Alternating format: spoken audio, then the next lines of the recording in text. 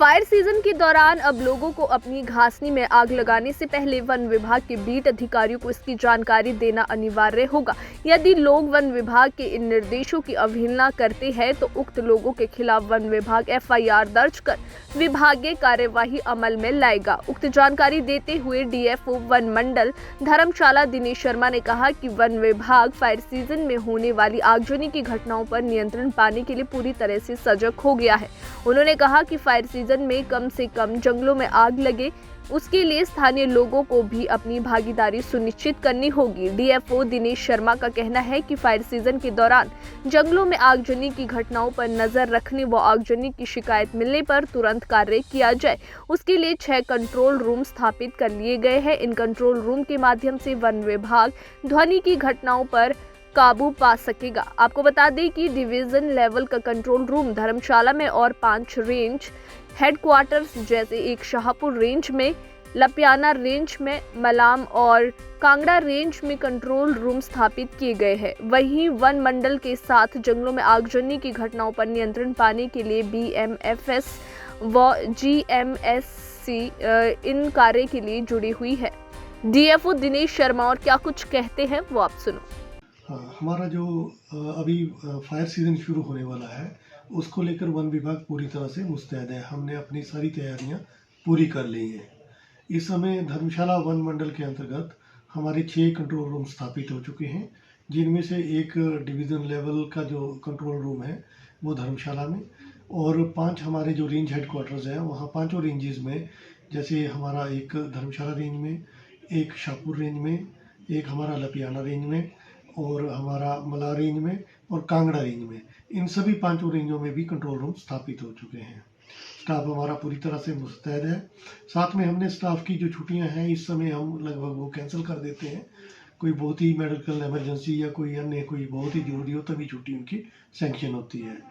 इसके अलावा हमारी जो तैयारियों में मेन रहता है वो एक अवेयरनेस का कैंपेन रहता है, वो लगभग हमारा पूरा हो चुका है। हमारे साथ इस समय धर्मशाला वन मंडल में वीएफएमएस और जेएफएमसीज भी इस कार्य के लिए जुड़ी हुई हैं।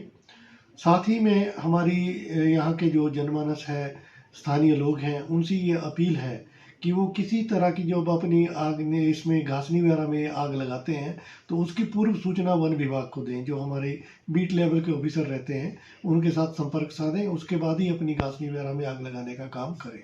और जो हमारा इनकमिंग फायर सीजन है उसके दौरान आगजनी करने से बचें, किसी भी तरह की घासनियों में आग ना लगाएं।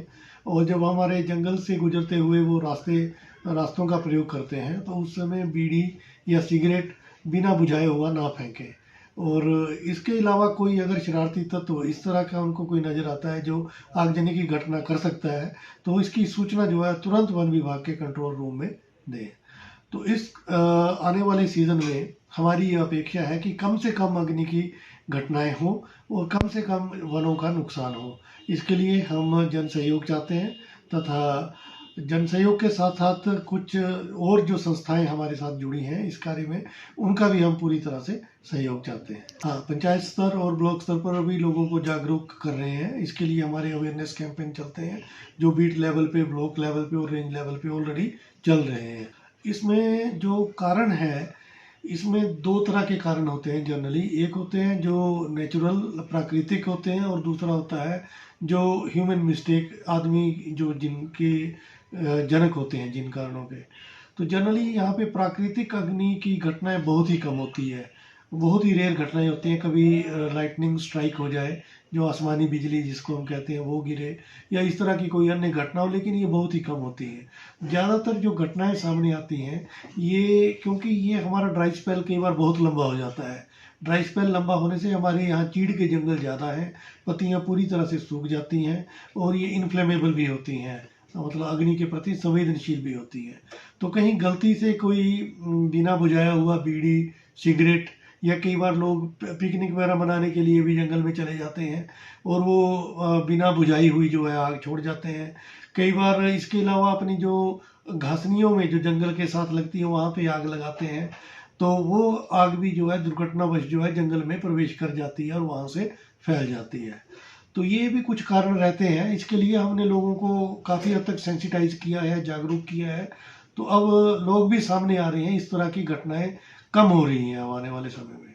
लगभग हमारा जो पिछले साल आकलन रहा 8 लाख के लगभग का नुकसान हमारे जंगलों में हुआ।